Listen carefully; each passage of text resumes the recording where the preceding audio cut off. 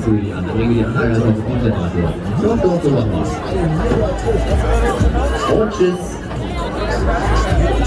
Wir fahren da jetzt mal oben auf unsere Heiligengeistfeld von 41 Meter. Wie ist die Aussicht da oben?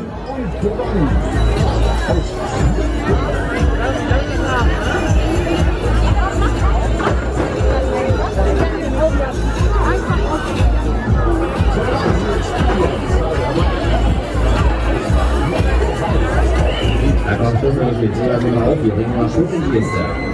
Jetzt beginnt der Spaß, jetzt ist Schluss.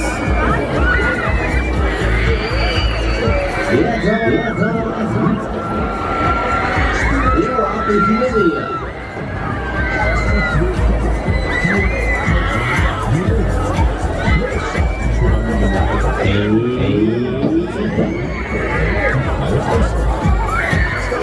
Jo, alles in der Box.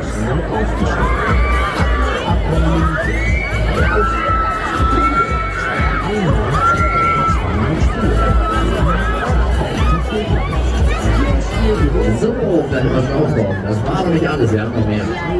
Da geht auch was.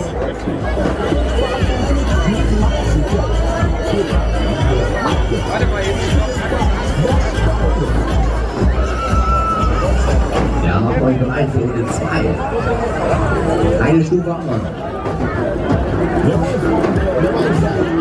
Hier auf der Maschine, wir brauchen Kohlen, die wollen vom Dach gegessen. Feuerfrei für Runde 2.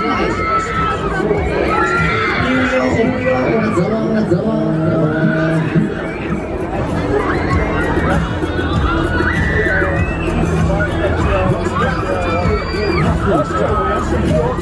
Jo, mit 400 geht euch in die Loopings hier.